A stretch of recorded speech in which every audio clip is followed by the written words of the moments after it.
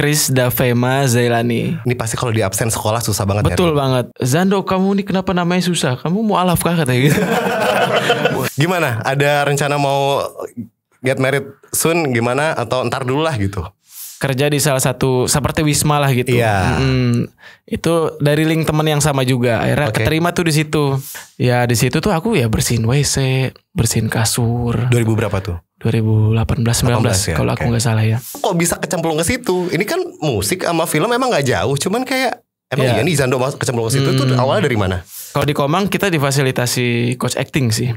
Tetap Cuman kalau ikut kelas aku belum pernah ikut kelas acting sebenarnya. Natural bro.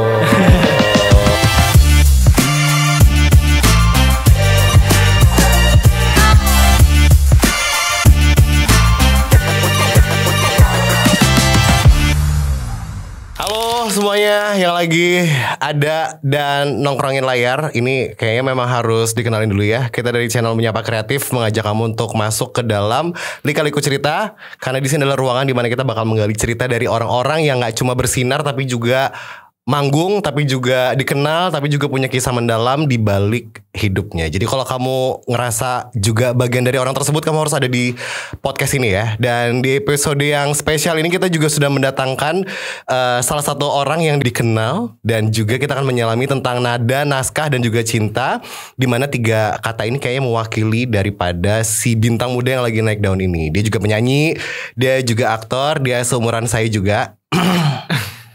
Dia pasti pernah jatuh cinta dan juga pernah jatuh, pernah bangkit, pernah mencintai dan dicintai. Kita bakal ketemu sama Adzando. Halo. Davema. Tepuk tangan mana, hey? Thank you. Pernah dibayar ya, kerja ya. Apa kabar? Baik, Saya Bang. membuka dengan salam. Assalamualaikum warahmatullahi wabarakatuh. Waalaikumsalam warahmatullahi wabarakatuh. Sehat? Alhamdulillah sehat. Iya. Ternyata Zando tuh masanya 11-12 ya? Apanya? Kamu pasti umurnya baru 17 ya? 17 setengah. 17 setengah. Iya. Beda setengah ya. Gimana Zando? Kamu sampai di Palangkaraya ini motivasinya apa? Motivasinya apa? Ya diajak sih di sini karena memang ada apa ya?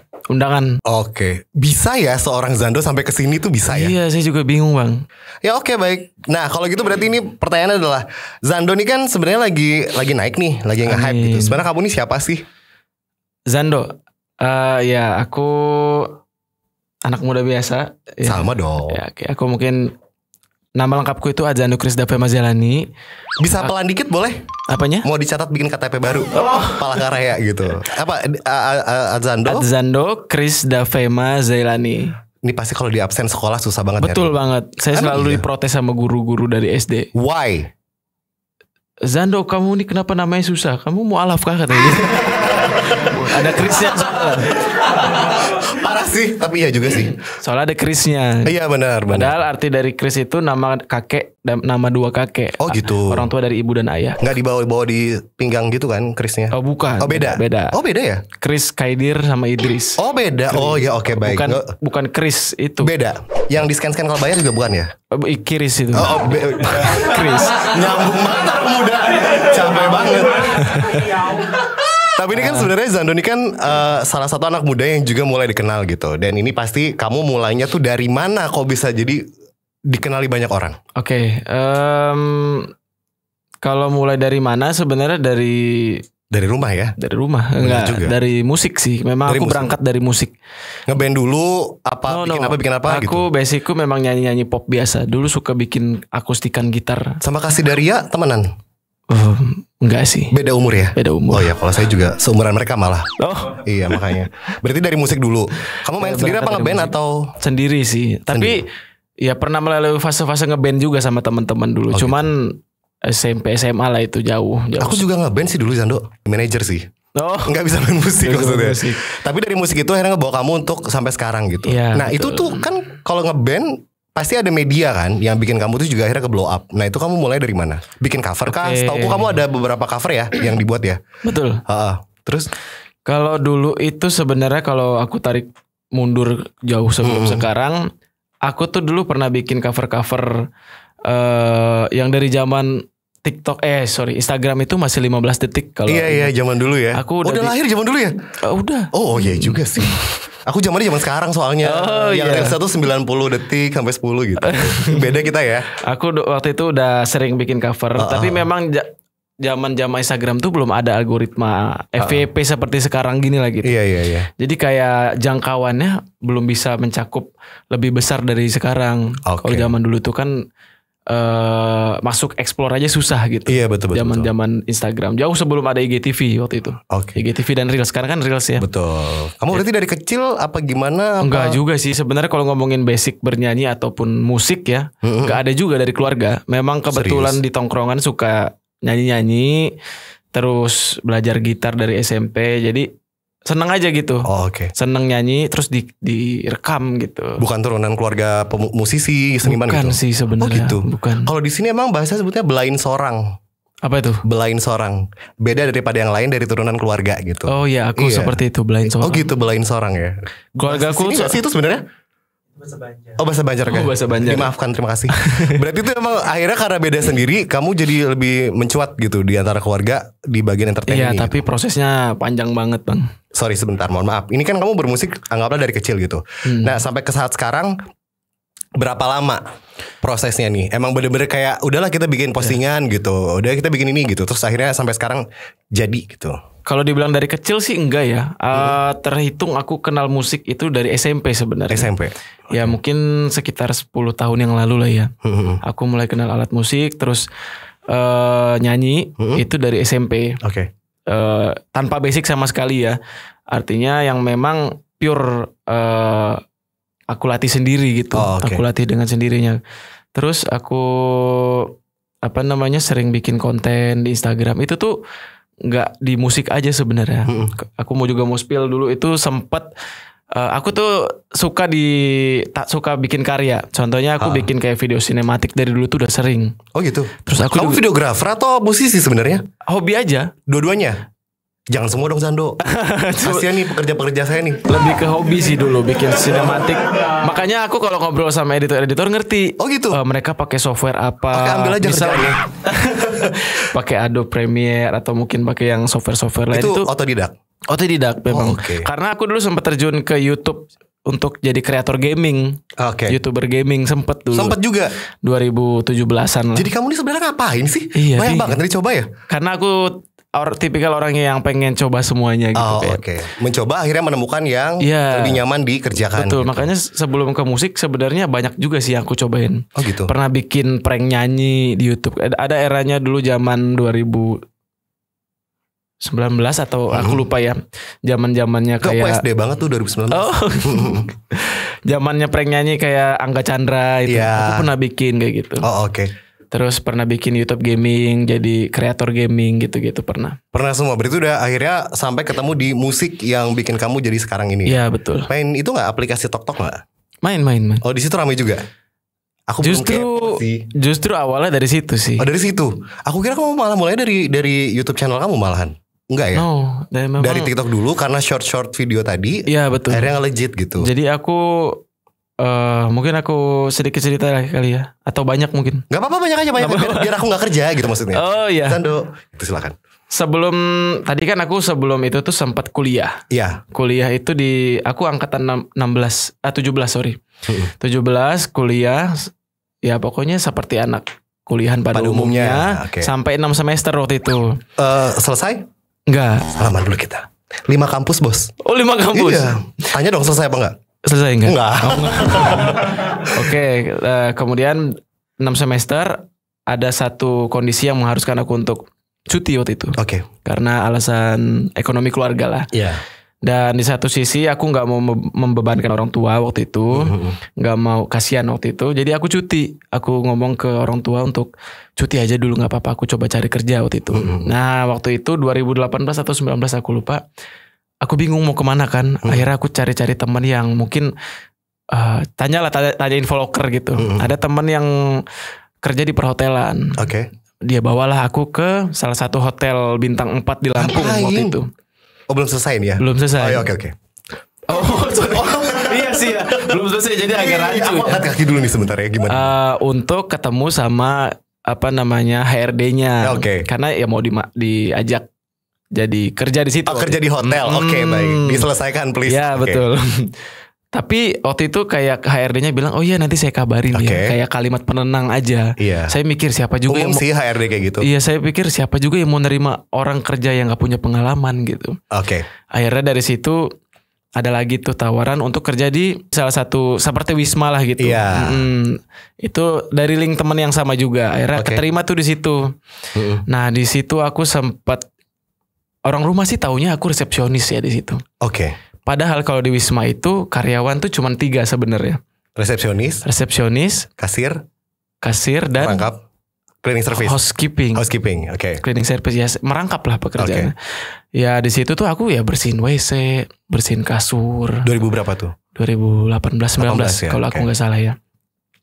Orang rumah nggak tahu itu saat itu. Ya udah kerjanya di penginapan ya gitu. Betul. Oke. Nah, terus aku 3 bulan kalau nggak salah aku kerja di situ. Aku ingat dulu gaji pertama aku itu nggak dibayar penuh karena alasannya baru buka itu penginapannya baru buka. Oke lah, nggak apa-apa. Kedua, ketiga ternyata belum naik juga dengan tawaran yang awal gitu ya. Ya ada berkecil hatinya sedikit. Tapi di 3 bulan itu aku ngelihat info lowongan di hotel yang agak besar waktu itu. Iya. Aku apply ke hotel itu, ternyata ada panggilan. Akhirnya pindahlah aku. Aku minta surat rekomendasi karena dibutuhin sama hotel itu waktu itu. Minta ke ownernya. Akhirnya aku pindah ke hotel, salah satu hotel bintang 3 di Lampung waktu itu. Nah di situ beneran jadi resepsionis, jadi front office. Oh berarti kamu itu biasa pertama untuk bekerja di Lampung ya? Betul. Bukannya kalau nggak salah kamu tuh lahirnya di Padang nggak sih? Wikipedia ya, itu salah sih sebenarnya di Lampung. Enggak juga sih, aku lihat di tempat lain sih. Oh iya, kalau di Padang itu memang aku keluarga Padang. Oh oke. Mungkin salah informasi itu. Oke. Lahirnya di Lampung. Lahir di Lampung. Jadi orang tua itu kan pedagang.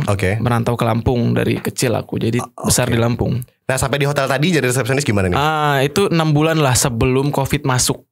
COVID itu 2020 awal. Betul. 2019 aku kerja di situ berarti. Aku ingat banget waktu awal tahun baru 2020 ada tamu yang aku waktu itu flu. Kebetulan aku tuh gampang flu kalau dingin. Ada tamu yang bilang, "Ih, awas Mas, corona," katanya gitu waktu itu. Di sebelum awal tahun. Masuk 2020 awal banget, Januari itu. Kan awal-awal COVID masuk ya. Waktu itu aku bingung apa itu corona. Baru rame tuh yang dari Wuhan segala macam waktu itu kan. Di Februari waktu itu. Baru tuh mulai gencar-gencara sampai berapa bulan aku kerja, mungkin sekitar 4 atau 5 bulan. Sampai di titik hotel itu tutup. Hotelnya tutup. Yang gede itu. Yang tempat baru ini. Ya. Oke. Kan nggak tahu aku lupa itu lockdown atau enggak, intinya banyak hotel tutup. Jadi salah satu hotelku juga tutup waktu itu. Ada pengurangan karyawan kan kayak gitu. Kalau aku enggak waktu itu, tapi dari bundaku minta buat resign aja. Karena bundaku khawatir banget, katanya takut waktu itu. Akhirnya resign. Nah dari situlah ini kan nanti ceritanya lanjutnya ke awal karir aku musik. Betul. Gimana? Setelah aku resign dari hotel, diajak aku sama ayahku dagang. Ayahku ini pedagang pakaian, Bang. Pedagang pakaian tapi pakai mobil. Ada toko juga. Tapi yang salah satu yang jadi salah satu lebih settle-nya itu di jalan-jalan keliling. Iya. Pernah lihat mobil pickup jualan tahu bulat atau tahu yang pakai tutupan? Iya, pakai toa kayak gitu-gitu. Aku dagang kayak gitu sama ayah dulu ke kampung-kampung di Lampung tuh sana. Waktu itu dagang pakaian selama setahun lebih lah kalau nggak salah, setahun lebih. Itu keliling ya? Keliling selama masuk ke kampung. Iya, jualan daster, ibu-ibu jualan kolor, bapak-bapak jualan kaos, baju anak-anak. 1.003 apa 100.003? 100.003. Oh ada? Ada itu kaos. Itu bercandaan itu bener. Ya? Oh oke. Daster 100.003. Boleh, masih ada? Dikirimin ke aku ya alamatnya. Masih ada sih sampai sekarang usahanya. Kemudian dari situ pernah juga masuk ke pasar, gelar lapak di pasar waktu itu. Jadi kayak tahu kan orang-orang pasar yang dagangan kita lapaknya tuh pakai terpal aja gitu. Betul. Gelar lapak gitu. Itu pernah ngejar pasar malam gitu-gitu ya. Kayak gitu pernah. Abis itu singkat cerita aku waktu dagang keliling ke kampung-kampung istirahat sholat duhur di musola di kampung lah. Makan siang sekaligus sholat gitu sama ayah. Oke. Di situ aku udah mulai kenal segmen musik aku yang sekarang. Oke, Segmen karena musikku kan religi, sholawat religi, gitu ya. Iya. Dari situ aku bikin coveran. Pakai Pakai gitar. HP. Pakai HP. Enggak pakai gitar. Waktu itu dengan gema musola yang natural gitu kan. Iya. Bikin waktu itu lagu yang aku bawain tuh Laukana Bainan Al Habib judulnya. Iya. Nah di situ aku iseng aja bikin, aku upload ke TikTok. Ternyata rame. Dari situ sebenarnya rame dan banyak yang request lagu selanjutnya. Sebenarnya pertanyaan tajam. Rame karena suara lu bagus apa karena mukamu ganteng? Opa? Mungkin karena beruntung aja kali ya. Masa iya sih? Kalau ngomongin soalnya aku baca komen kan. Ini opa banget tapi lagunya religi gitu. Kalau suara bagus biasa aja dulu bang. Oke. Sekarang juga sih. Gak bisa dipuji. Waktu itu akhirnya dari situ banyak yang request. Okay. Kayak bikin lagu ini dong. Aku ini dulu stop dari situ. Aku sebenarnya nggak ada basic santri, nggak ada basic penyanyi religi atau qasidah dan lain-lain gitu. Jadi jauh sebelum aku bikin konten soal cover sholawat, aku pernah diajak sama guru ikut majelis-majelis sholawat gitu, kayak habaib di Lampung. Yeah. Dari situ aku kenal lah sebenarnya kayak 2-3 tahun sebelum itu gitu. Yeah, makanya kalau ada yang tanya kok bisa gak ada background pesantren tapi fasih banget nih. Tapi bisa gitu. Bawain religi banyak gitu. Ya sebelumnya pernah belajar gitu lah jadi kurang lebih. Nah dari situ. Akhirnya dari situ masuklah ke dunia profesional lagi akhirnya. Iya pokoknya aku kalau nggak salah ya kayak setahun ngonten-ngonten kayak gitu ada tawaran kerjasama sama label musik di Bandung. Oke. Udah bikin album sendiri belum? Masih single. Single. Okay. Ini kan ternyata dari musik nih. Iya. Akhirnya kesininya nih aku jujur ya pertama kali lihat kamu tuh di film layar lebar gitu. Di Komang. Nah, itu tuh kok bisa kecemplung ke situ? Ini kan musik sama film emang enggak jauh, cuman kayak emang iya nih Zando kecemplung ke situ tuh awalnya dari mana? Kalau layar lebar itu Komang debut pertama aku memang. Oke. Tapi kalau untuk industri film aku sebelumnya pernah masuk di series. Di series ada di video original. Oh iya oke. Judulnya Santri Pilihan Bunda.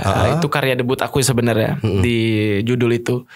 Cerita awalnya aku di calling aja sih sama PH-nya, terus kayak diajak screen test kayak gitu casting. Habis itu ternyata terpilih. Wajah baru gitu ya.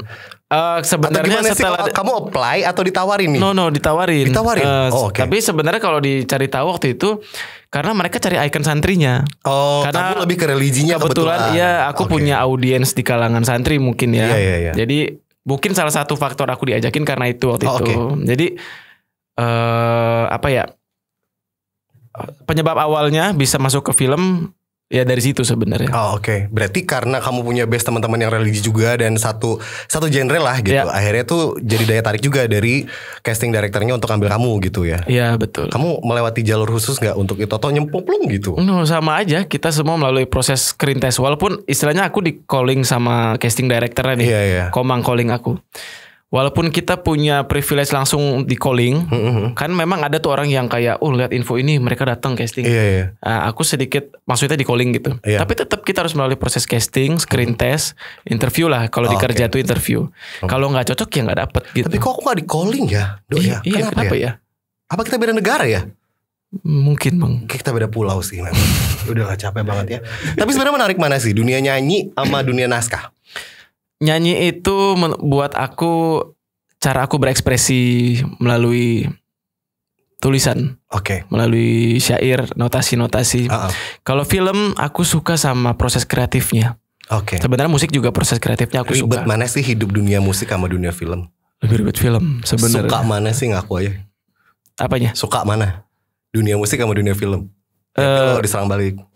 Dua-duanya punya plus minusnya sebenarnya. Plus minus, oke. Kalau di musik ya prosesnya itu nggak serumit film. Kalau film kan kita ada proses reading, ada proses screen test, ada proses ya itulah coaching dan segala macam, terus syuting dulu gitu, betul karakter.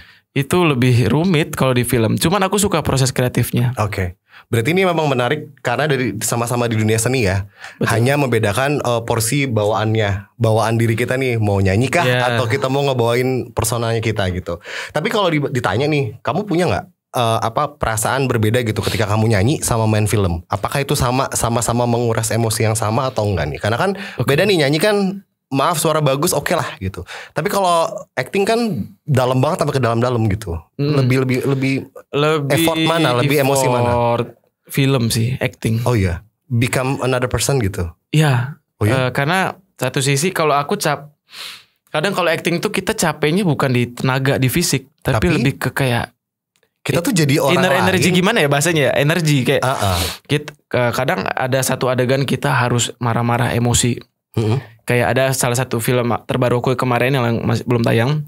Ada adegan di situ debat sama seorang dosen gitu. Iya. Dan di situ gontokan nggak? Iya, maksudnya ada naik emosi juga. Oh, okay. Itu tuh nguras energi karena take berkali-kali salah satunya. Terus ya itu capeknya tuh di situ sih karena kita jadi masuk ke karakter dan kayak ibarat apa ya, ngambil energi di dalam tubuh kita gitu. Itu tuh capek sebenarnya gitu. Oke. Kalau acting sendiri tuh kamu masuk kelas diajarin atau emang di season itu kamu dapat coach cukup gitu? Kalau di Komang kita difasilitasi coach acting sih. Tetap cuman kalau ikut kelas aku belum pernah ikut kelas acting sebenarnya. Natural bro. Iya. Natural banget ya. Aku mau nanya nih sebentar ya. Ini berkaitan sama dunia acting sama dunia music ya sebenarnya. Jadi kan orang yang penyanyi sama acting ini kan rata-rata semua adalah bawaan dirinya ya. Artinya itu adalah kemampuan. Menurut kamu nyanyi, acting itu adalah bakat atau kemampuan yang dilatih? Kemampuan yang dilatih. Oke. Jadi everyone can be artist gitu ya? Yes. Oke. Artis ini banyak ya, berarti bukan bintang film ya? Seniman maksudnya berakting, bernyanyi itu semua bisa dilatih. Gitu. Bisa dilatih. Tapi memang mungkin ada orang yang punya gift dari lahir. Bisa acting. Nangis saya drama gitu. Iya, atau memang dari bayi suaranya bagus. Nggak gitu sih. Nggak gitu itu ya? bercanda. Tapi ada. Ini baik-baik Sando nih. Cuman nih kalau kita cari tahu orang yang dari kecil suaranya bagus, banyak teman-temanku Kori kayak Fadil dari kecil udah bagus. Tapi tetap melalui. Si Fadil Kori ya? Masya Allah. Tapi kalau kita cari tahu dari kecilnya tetap ada proses dilatihnya ternyata. Oh gitu. Iya. Kalau dia bisa, gak usah ngomong, diam aja. Lagi dipuji nih, tunggu dulu. Berarti emang kalau nggak dilatih nggak akan bisa muncul apapun itu. Mungkin memang dia punya bakat dan suaranya berkarakter, tapi kalau nggak dilatih juga nggak jadi gitu. Oke. Berarti kalau dari selama kamu berakting ya, berperan gitu, udah berapa film atau berapa karakter yang kamu mainkan? Sejauh ini 3 karakter. 3 karakter. Dari 3 ini ada yang pernah kemasukan lagi. Apa sih namanya? Mirip gak sih sama kamu gitu? Atau semua beda-beda?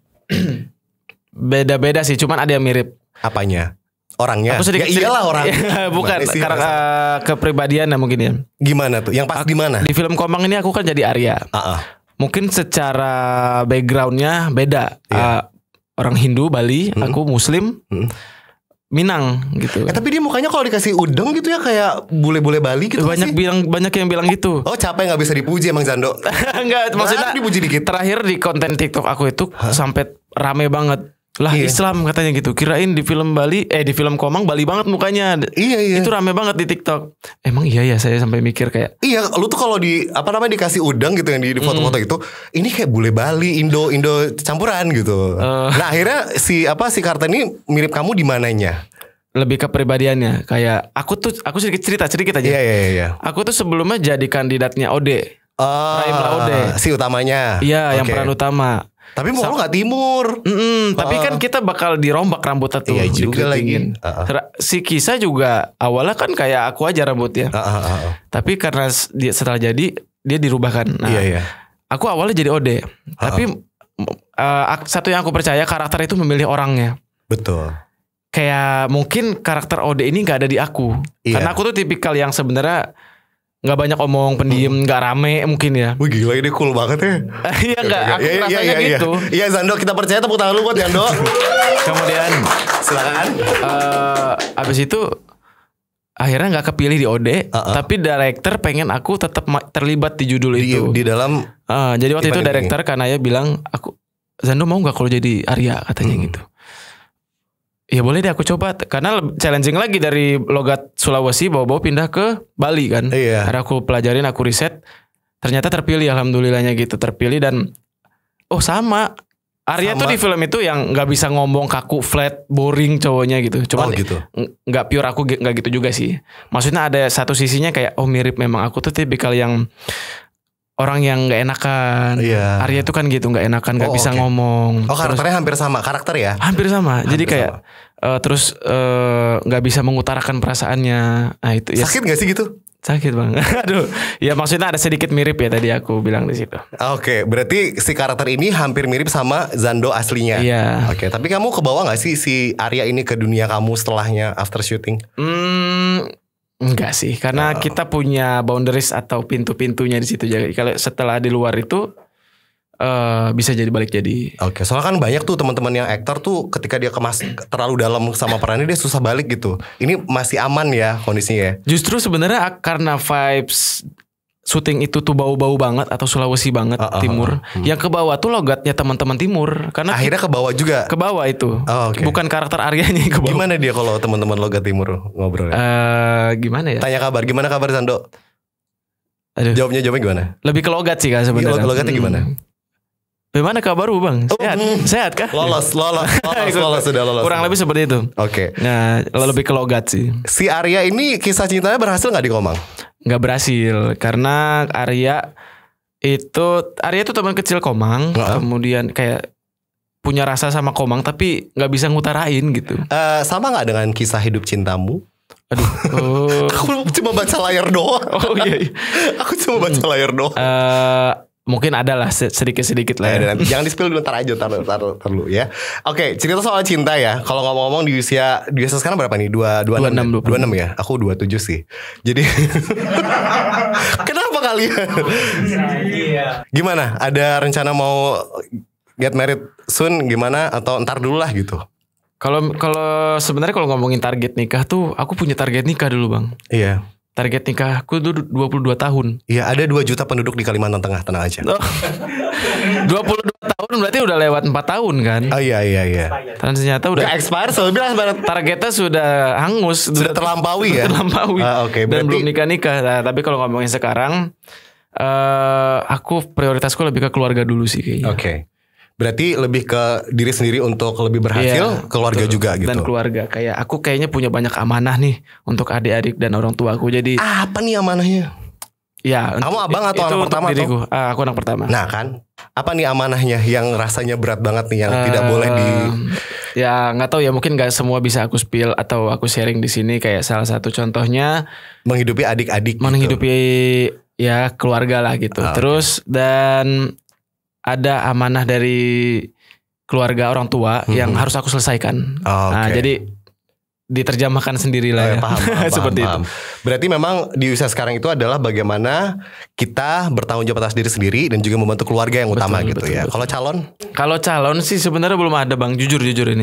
Jadi aku ada Instagram kok, followerku banyak. Aku share gitu nomor WhatsApp boleh nggak? Boleh. Zando jomblo. Oke, gimana? Dicari gitu ya, dicari. Enggak juga, saya dipaksa gitu. Oh, dipaksa. Iya. Belum ada. Belum kepikiran nyari juga ya. Benernya seketemunya ya. Cuman kebetulan belum ketemu gitu. Ya gimana mau ketemu kalau terbang mulu. Iya. Alhamdulillah. Amin. Ya nggak apa-apa sih. Kadang kita tuh nggak tahu ketemu jodoh di mana gitu. Betul. Iya kan. Tiba-tiba lagi terbang ke sini ada yang nyaman, tapi kok ini nyamannya nyaman terus gitu. Lah kita nggak tahu ya kan. Iya betul. Ya, jodoh tuh semua di tangan Tuhan. Sudah gitu. Tertulis di Lauhul Mahfuz. Masya Allah. Jadi santai aja, jangan resahkan itulah. Eta dengar semua Mblo. Iya makanya jangan kebanyakan kerja juga sih sebenarnya. Tapi sebenarnya gini, kalau kita nih sebagai anak muda nih, kan Zando ini sebagai anak muda yang juga sudah melalui fase hidup yang lumayan banyak gitu, sampai umur sekarang, sampai karir sekarang gitu. Sebenarnya ini juga masalah semua orang sih. Kita tuh banyak habisin waktu kita yang kadang itu kurang-kurang penting lah, atau melakukan sesuatu yang dianggap gak penting, padahal sebenarnya itu bisa jadi potensi gitu. Nah kamu ada gak sih sebenarnya kayak pesan buat teman-teman gitu? Apa yang bisa kamu titipin buat teman-teman, khususnya yang lagi nontonin podcast ini? Jujur aku sebenarnya itu tuh fase ya, Bang ya.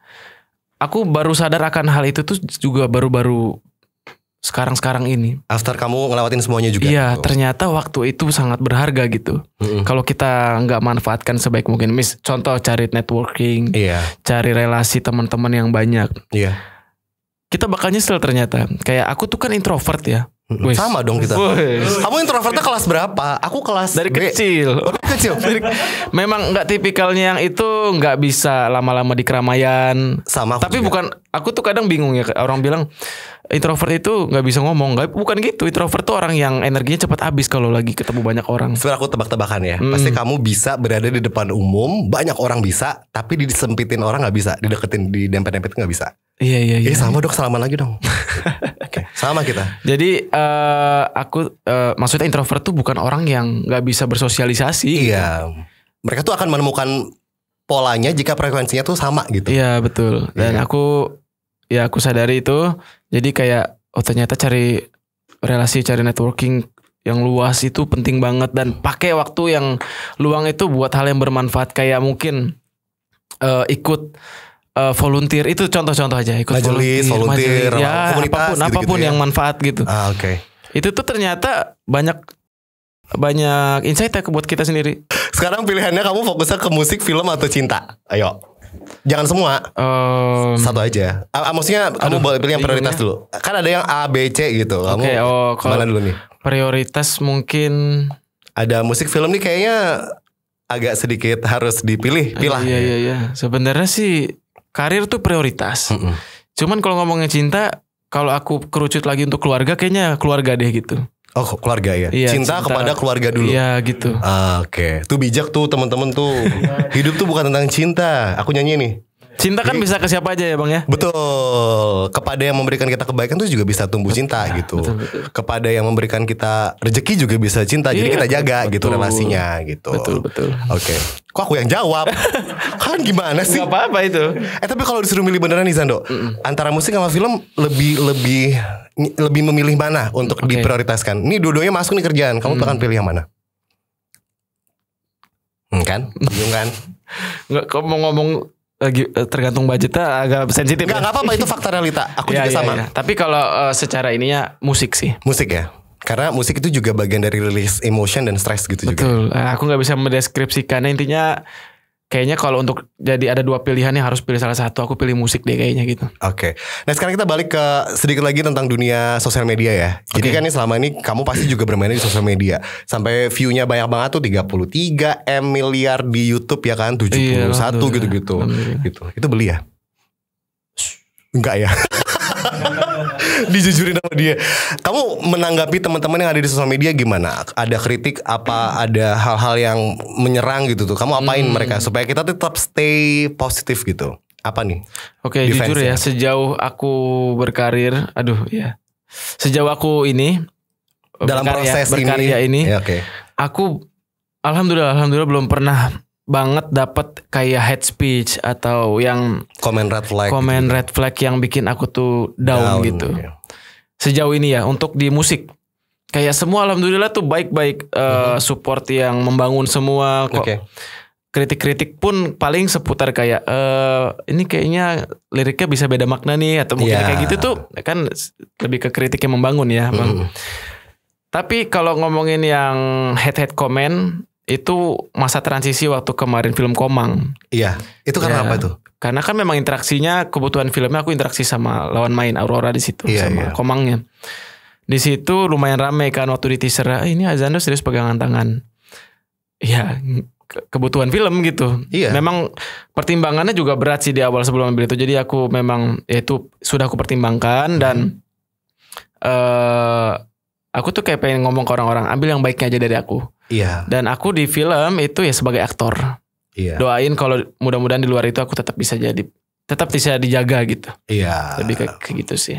Goals apa nih goals? Goals buat masa depan yang terdekat dulu mungkin boleh? Kalau goals di musik aku pengen banget punya satu lagu yang kayak satu Indonesia tahu lagu aku gitu. Asik. Tapi kalau top goalsnya tuh pengen kayak Maher Zain, dia tuh role model aku banget. Amin ya, doain. Amin. Gak apa-apa, go internasional tuh udah bagian dari mimpi yang harus kita pupuk dan kerjakan. Go internasional atau enggaknya gak jadi masalah. Lebih ke karyanya yang pengen dikenal banyak orang. Bisa dinikmati oleh semua kalangan juga. Kalau sekarang kan lebih ke segmennya aku aja nih atau lagu-lagu aku gitu. Oke. Itu kan dari sisi karir sebagai profesi artis ya. Kalau bisnis mau bikin apa? Bisnis. Iya. Jangan bilang bikin konveksi ya, capek banget. Ntar ada lagi tiba-tiba bajunya Zando gitu brandnya. Jangan. Itu bukan konveksi sih. Kalau itu ya itu masuk salah satu list aku. Serius?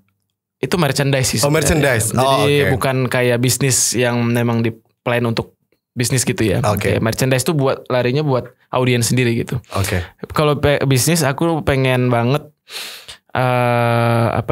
punya restoran semacamnya gitu. Di mana? Di Lampung, di Jakarta, dimanapun, di mana aja. Palangkaraya bisa. Amin. Amin. Pengen punya restoran. Oke, amin. Semoga bisa tercapai semua ya. Amin. Dikenal lagunya oleh banyak orang, internasional, segmen juga masuk, terus juga nanti bisnis juga bisa berjalan. Nah, kalau mamanya nih, kamu kan tahu nih kamu lagi di Palangkaraya gitu, dan ini pasti berbeda banget sama teman-teman yang hidup di kota besar gitu. Ada teman-teman yang memulakan karirnya di sini gitu. Di kota inilah gitu, yang jauh dari memulakan karirnya di sini. Bagaimana cara mereka untuk bisa sampai kayak kamu lah minimal tahapnya gitu? Iya, aku juga sama memulainya di daerahku di Lampung. Jadi kalau aku punya prinsip kalau orang bisa kita juga bisa kan gitu. Iya. Tapi gimana cara biar ke situ ya kita harus punya strategi juga tentunya. Iya. Kita harus yakin. Selain strategi, selain doa, yang paling penting tuh kayak keyakinan kita sih, optimis gitu. Aku nggak tahu sadar atau enggak, ternyata yang aku terapin selama ini tuh kayak yang ngebawa aku sampai sekarang. Apa tuh? Ya kalau teman-teman pernah dengar kayak manifesting atau mungkin afirmasi law of attraction kayak gitu-gitu.